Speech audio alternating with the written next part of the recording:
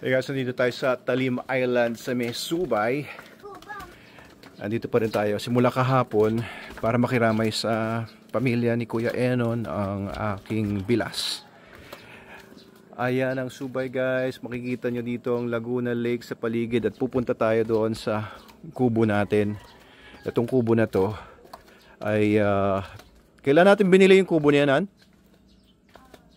Yung lupa na yan na tinayo natin ang kubo 20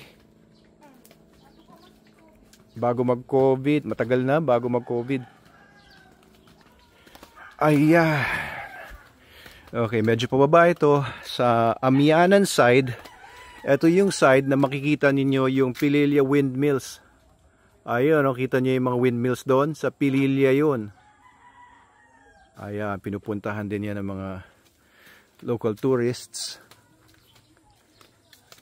At ito ang Laguna Lake dito, kaso natakpan ng mga water lily.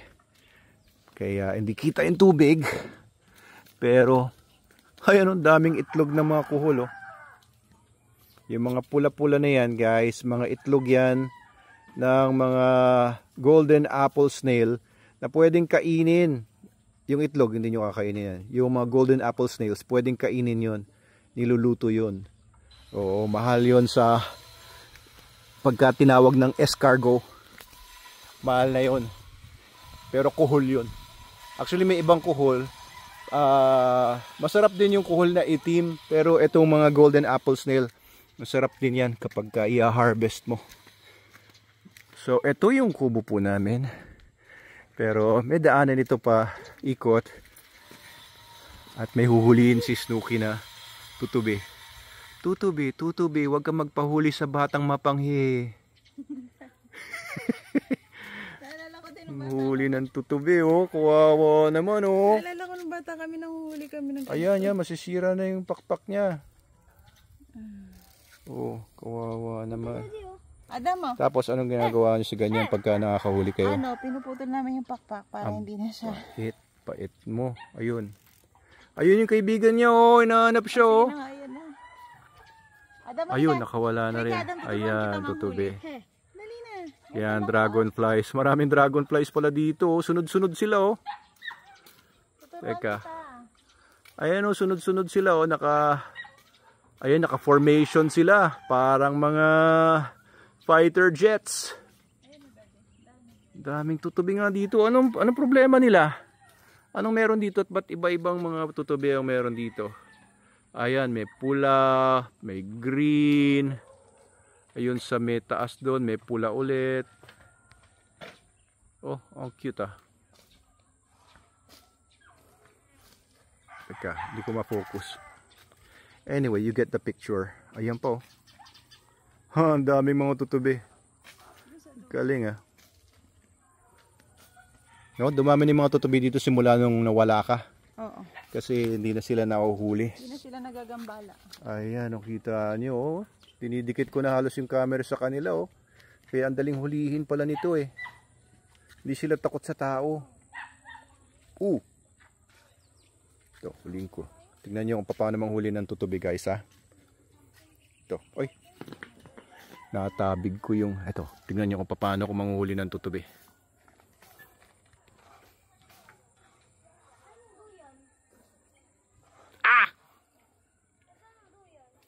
Pira.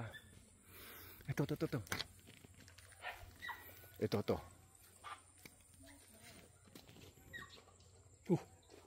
Teka, nakakawala yung mga...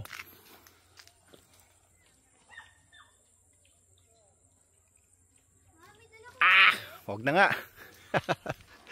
Hayaan natin sila sa masaya nilang buhay dito sa Laguna Lake, dito sa may Subay.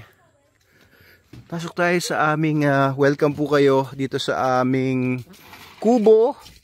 Ayan, ang nagtayo nitong kubo ng to ay ang kanyang tatay, si Tatay Nanding. Ayan, proud ka ba sa tatay mo sa paggawa nitong kubong ito na... Ayan, talisay ang puno namin dito. Kinakain din ni Snooki yan. No, hinahalo sa tutubi. Ano?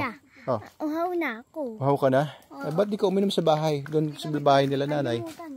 Ala, may tubig ba tayo dyan? Ito, welcome kayo. You're all welcome to visit our kubo. Ayan. So, may kitchen kami dito. Medyo madilim.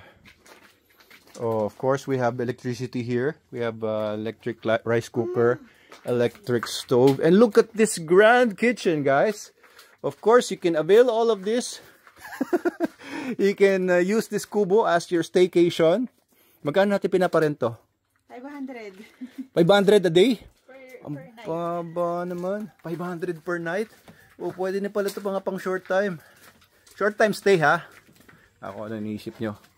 Okay, so tignan natin dito. No, I'll show you the grand ballroom.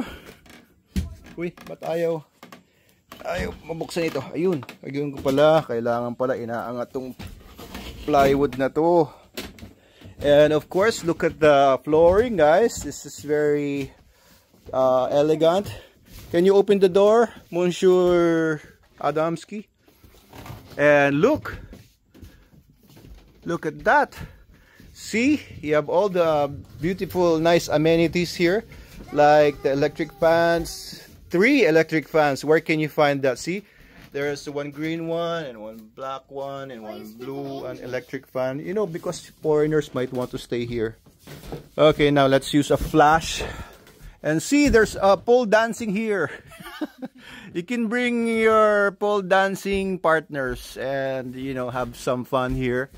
And this one is an electric light. Of course, we have electricity here, as I already mentioned. And this is the switch for, yeah, that's the evidence that we really have good electricity. Actually, we're so rich here that we have 5 electric fans. 1, 2, 3, 4, 5. And this is a fake electric fan. It's actually a light. But I think it also doubles as an electric fan. That's how windy we are. And yeah, this one is another bed. See, you have an extra mattress here. If you're going to bring your group for group tours, well, you can always fit yourselves here. And if you want to fit yourselves outside here, there's also another bed there. And you can also tie up some hammocks here so that you can swing around like monkeys. And around the place, you can see there's another kubo there. I don't know who owns that. And there's a mini forest. See? And when the wind is windy, you will see that it's very windy here. At night, it's cold. And there's not too many mosquitoes. Ayun o, windmill o. Sabi ko nga eh, as I was mentioning earlier, you can see the windmills from here.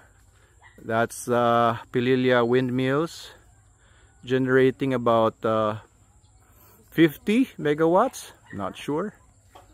And look, up above us, many birds are flying around. See, these are, I don't know what kind of birds those are, but they're probably migratory birds or birds that thrive on fish. That's why they're here, because the Laguna Lake is plentiful. Plentiful. There's so many fish there. See? See, there's movement in the waters. So that's evidence of fish. Alright, so if you want to use our kubo here at Talim Island, if you want to stay here, just contact my email address, manalok9@yahoo.com. Contact my email address. Or just message below and we'll be glad to accommodate you. You can stay here just for, gawin natin ano, only about $50 or a night, a whole day and night. Ano? $50. Oo. Magkano yun?